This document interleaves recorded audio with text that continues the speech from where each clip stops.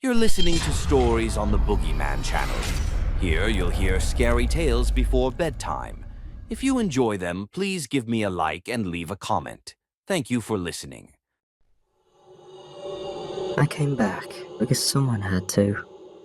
The house was still in the family's name, but no one else wanted to touch it. My mother had passed away a few weeks prior, quietly and asleep. My father was still alive, technically, but no longer capable. The stroke had taken most of his speech and all of his warmth. He now lived in a small care home 3 hours south. We hadn't spoken in years. I told the solicitor I would handle the clearing out, thought it would take a weekend, thought it would feel mechanical. But standing in the entryway now, I could already tell. The house hadn't changed. Not really. It was clean, even dusted in places. Someone had been tending it, probably my mother, until the very end. I hadn't stayed overnight in years, but instead of sleeping in the guest room, I chose my old bedroom, the nursery, the one we shared. Jamie's crib was still there, up against the far wall. The other one sat beside it, untouched. The blankets tucked in tight. A small stuffed lamb perfectly aligned at the center of the mattress. The mobile above the crib still spun when I opened the door, catching the air just enough to turn. I stood there, watching it rotate in a slow, silent circle. I found a sealed box in the closet, buried behind old blankets and a yellowed wedding dress. The tape was brittle with age. One side had peeled slightly.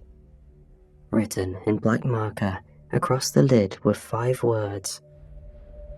Jamie - do not discard. I don't remember the moment I found out I was supposed to be a twin. I think it was always there, just beneath the surface. A truth worn smooth over years of soft retellings. His name was Jamie. He died the day we were born. That's what the doctor said. A cord around the neck. No heartbeat. Nothing they could do. But my parents never accepted it. They came home with 2 of everything.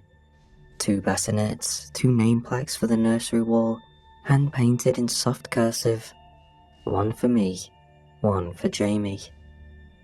They told everyone it had been a mistake, that both babies were fine, a miracle, and no one questioned it too deeply. Not at first.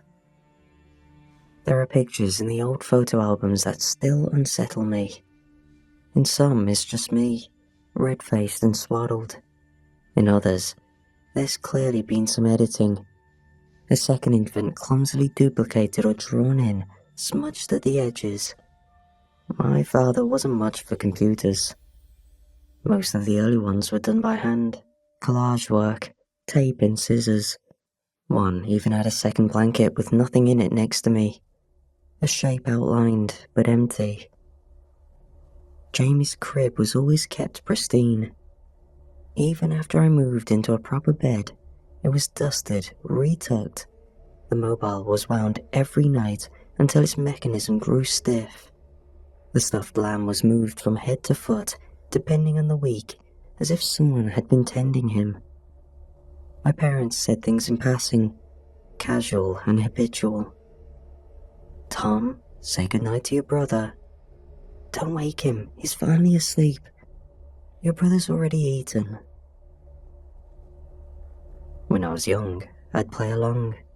I'd glance at the empty crib and whisper, just in case.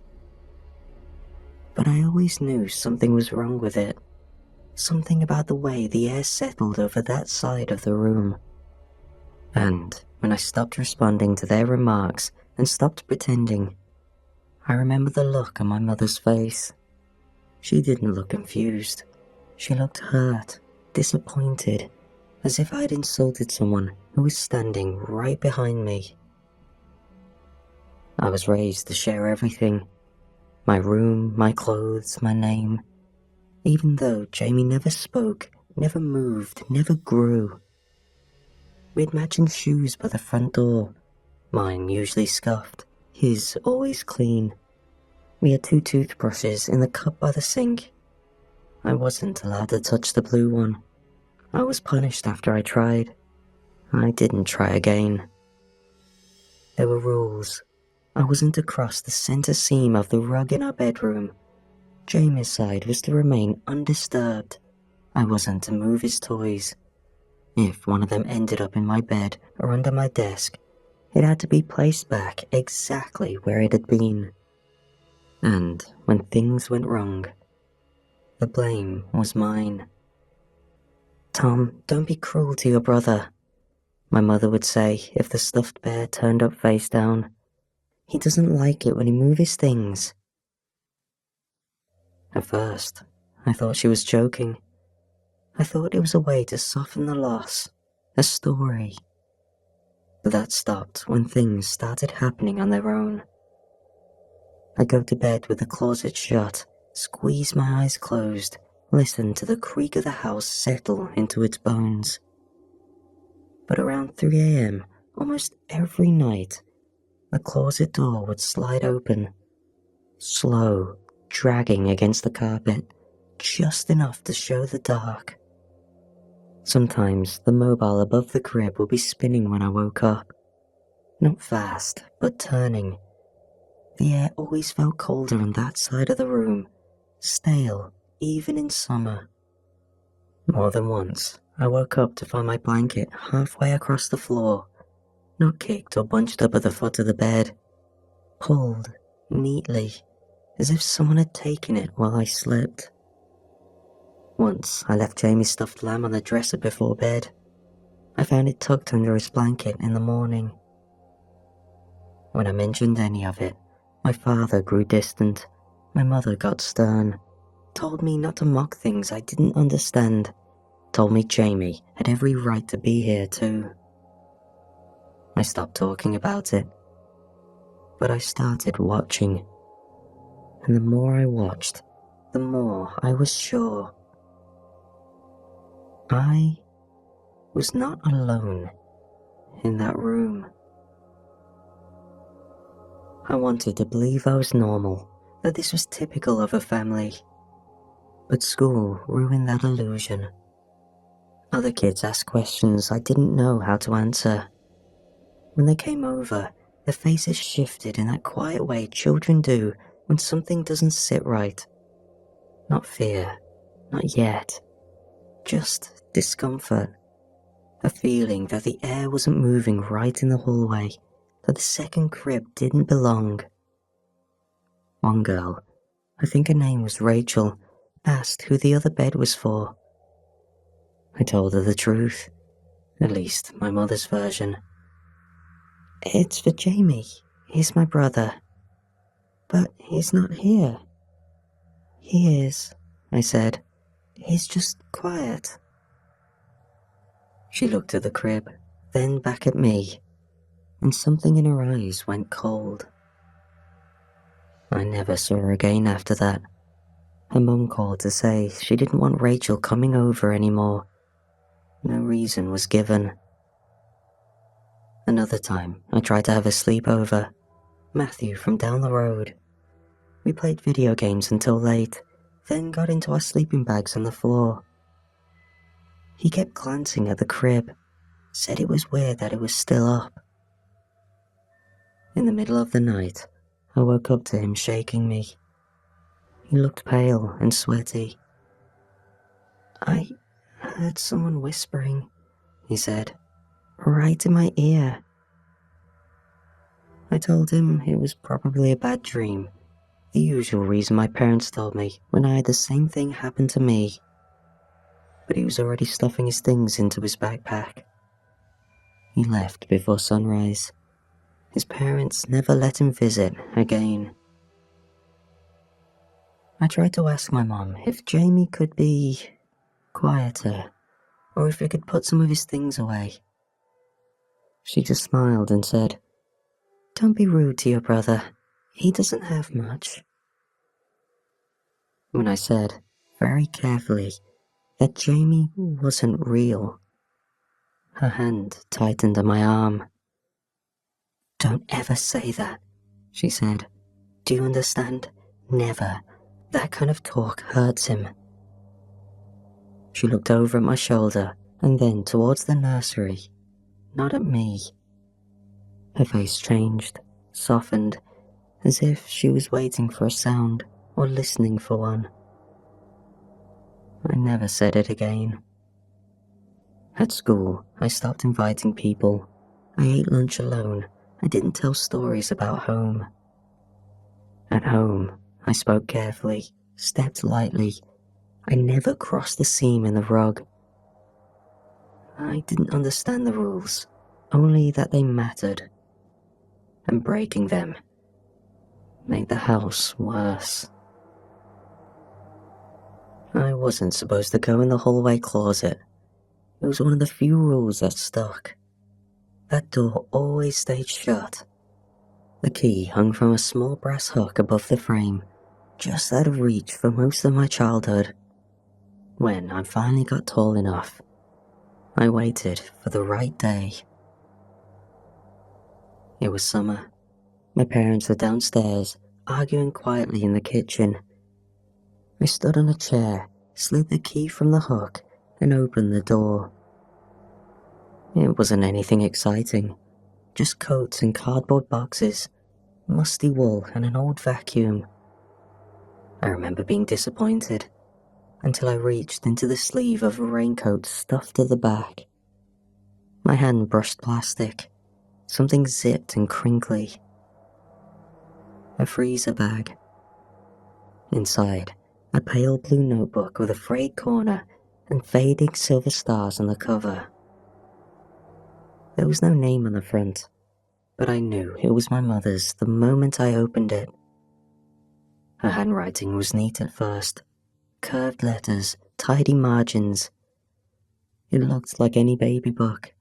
Milestones and feeding charts, first steps, favorite lullabies. But the dates didn't match my memories. The entries continued well past my first birthday, past my second, past the point Jamie had ever existed, if he'd existed at all. And they weren't just about me. At first, it was framed sweetly. Jamie slept curled up next to his brother. He's calm when Tom sings. They're so bonded already. Then the tone changed. He won't eat unless they're in the room. He cries when Tom leaves. He only sleeps when they're together. I caught Tom staring at the mirror again. He said he saw a hand. I told him not to lie. One page was half torn out. The bottom edge looked scorched, as if it had been pressed too close to a heater. The entries after that were shorter, slanted, letters leaning into each other, as if she'd written them quickly. The night terrors are back. I hear him at the door. I think Jamie blames me. That was the last thing she ever wrote. No signature, no date. I sat on the closet floor, reading it over and over until the hallway went dark. The argument downstairs had stopped. I hadn't realized how long I'd been sitting there. I put the journal back in the bag, tucked it into the coat sleeve again, and shut the door, hung the key back on the hook. I didn't tell anyone what I'd found, but from that night on, I started facing away from Jamie's crib when I slept, just in case Jamie wanted to talk. I was 11 the night I climbed into Jamie's crib. It wasn't a dare. No one told me to do it. It was just me in the dark, stewing in the quiet rules I wasn't allowed to question. 2 toothbrushes, 2 chairs at the little table, one name whispered with mine every bedtime. Good night, Jamie. That night, I sat in my bed, staring across the room at his crib. The bars had been repainted twice, but still splintered slightly at the base. The mattress was thin and yellowing under the fitted sheet. A stuffed elephant sat in the corner, perfectly upright.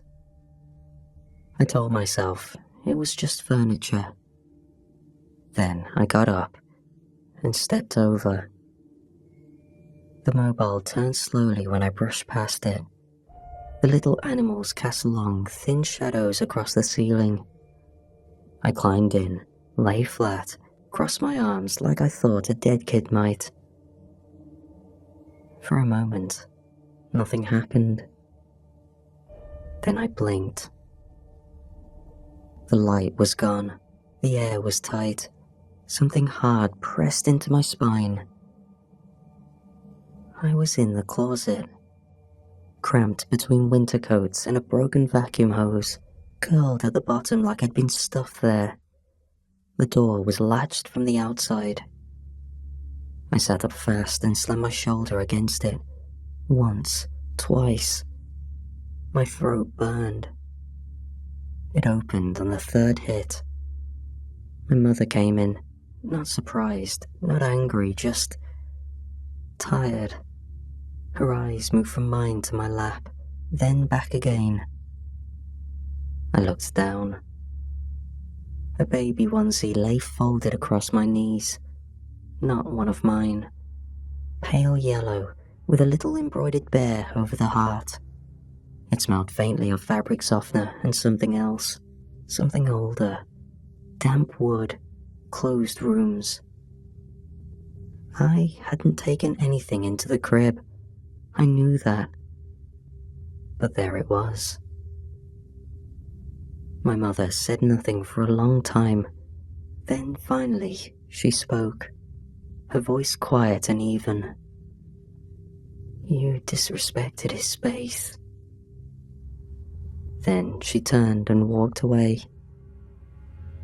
I didn't answer. I didn't follow. I sat there for a long time, staring at the folds in the onesie and the scratch marks carved into the inside of the closet door. Some shallow, some deep, some trailing all the way down. I found the tape while clearing out the attic, wedged behind an old box of moth-eaten photo albums and Christmas ornaments that hadn't been touched in years. It was tucked inside a shoebox with a cassette player, half covered in lint and crumbling insulation. The tape was labelled in my mother's handwriting. Just one word. Bedtime.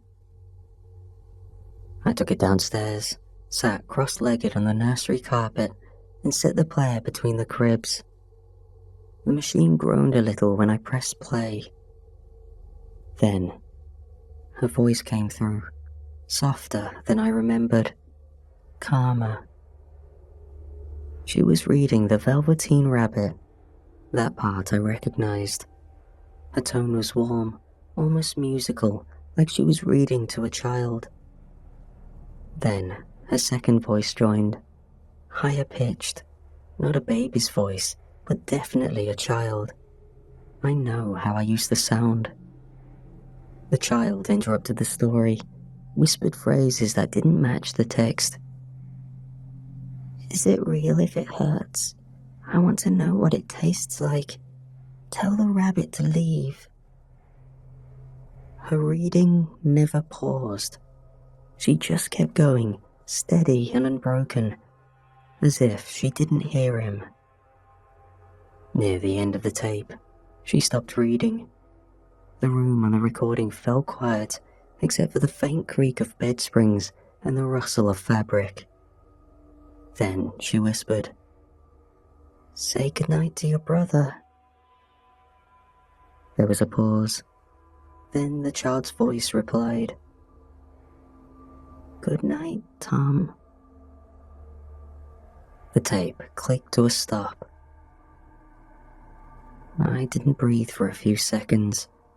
I rewound it, hands shaking, and listened again. Every syllable landed colder than the last. The voice wasn't scared. It wasn't sleepy. It sounded amused. I left the tape in the player and backed out of the room, one step at a time, until I was out in the hall. The mobile above Jamie's crib was spinning again. I hadn't touched it. I left the house at 18. No dramatic goodbye, no big scene. Just a quiet drive to university with a backseat full of boxes and a silence between me and my father that neither of us had the vocabulary to fill.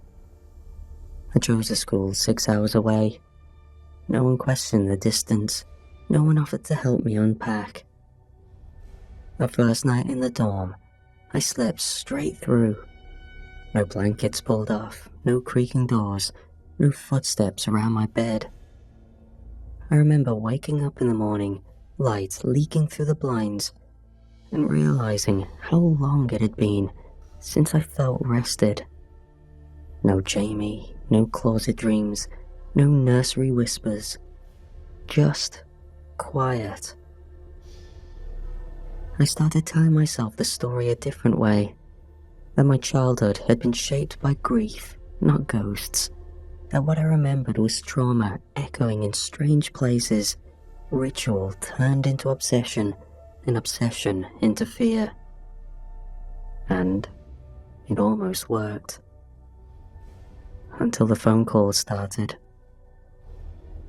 Not often, once every few months, always from my mother. "He's quieter since you left," she'd say, as if we were talking about a real boy. "He only plays in your room now." Then, a few years later, she called me distressed. "He won't stop crying. It's every day. Please, play with him."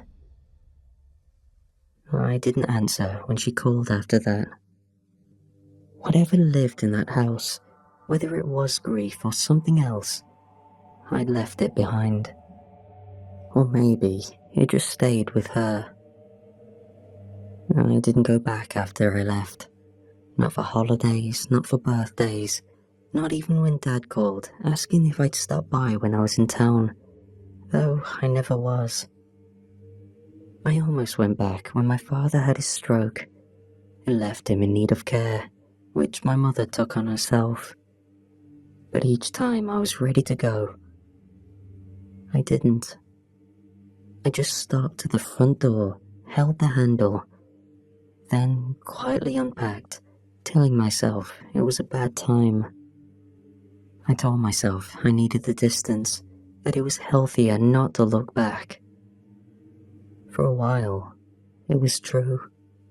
I slept better, I worked hard, I let the past become something vague and far away. Then, the call came. It happened fast. A blood clot, they said. She was gone before they reached the hospital. Not much was said on the phone, just that someone needed to handle the house. My father was being moved into assisted living, permanent this time. I hadn't seen it in years, not since I left for university. The drive back felt longer than I remembered. When I unlocked the door, the air inside was stale, but still held that faint antiseptic scent I couldn't place. Everything was as I left it. Furniture frozen in place, family photos untouched, no signs of a life winding down, only a life paused. I made my way to the nursery. It was too clean. The crib stood exactly where it always had. The same folded blanket, the same mobile above, faintly trembling when I opened the door. No dust, no neglect, not a thread out of place. She'd been maintaining it, even after all this time. A small envelope waited on the desk, yellowed slightly at the edges, but sealed neatly. My name on the front, written in her hand. Beneath it, 5 words in faded ink. "For when you come home." I opened the envelope with a strange sense of calm. Maybe I already knew what was inside. Maybe I didn't want to admit it until I held the paper in my hands. It was a torn page from the old baby journal, the same handwriting I remembered from years ago. But it had changed. The neat script had grown unsteady, heavier toward the end, like the pen had been pressed too hard into the paper. I tried to separate you. I tried to tell myself it was never real. But I heard you both, even when you weren't speaking. He cries when you leave. He never cries for me. He only settles when you're near. He needs a brother, and I can't give him another one. Only you. A second page was tucked behind it, a glossy photograph curled slightly at the corners. I didn't recognize it at first. A hospital room, a bassinet, 2 newborns. One red-faced and howling. The other was lying still. Too still. Eyes closed, lips parted just enough to show the faintest shadow of gums. At the bottom was a timestamp. 5 hours after Jamie's official time of death. I didn't remember this photo. I shouldn't. I was in it. But I wasn't alone. As soon as I put the letter down, a sound burst from the far room. Crying, loud and shrill. I didn't jump to any theories. I knew exactly who it was. Jamie. I crept over, easing towards the bedroom I'd avoided for well over a decade. And as I approached, the sound softened. Hicks between the loud sobs, as if listening to my approaching footsteps. As soon as my hand braced the doorknob, the sobbing all but vanished. And when I opened the door and looked inside, I was greeted by pure silence. Some of the toys had moved from when I first looked in the room. The blanket that was previously neatly placed was thrown aside, like from a child throwing a tantrum. But my mother was right. When I was around, he stopped crying. I made the bed in the nursery before it got dark. I sat in the chair by the window, wrapped in one of the old blankets from the closet, the kind that still smelled faintly of powder and thyme. Around midnight, the mobile above the second crib began to spin. No music, just a slow, creaking turn. The temperature in the room dropped. Not a breeze, just a still, sinking cold, the kind that settles behind your eyes. I walked to the crib. It was empty, but the sheets were warm. The closet door, the same one I once woke up inside all those years ago, eased open with a soft groan. No rush, just the quiet insistence of a door used to being open from the inside. A small hand, pale and steady, reached out around the frame. I didn't flinch, didn't scream. I just looked down at the hand and said, "Okay." I sat down carefully and just held his little hand for a while. His skin was ice cold. That was all he needed. The next morning, the nursery was still. No footprints, no open doors, just a made bed and dust dancing in the light. The house was silent. I think she was right. He does just need a brother.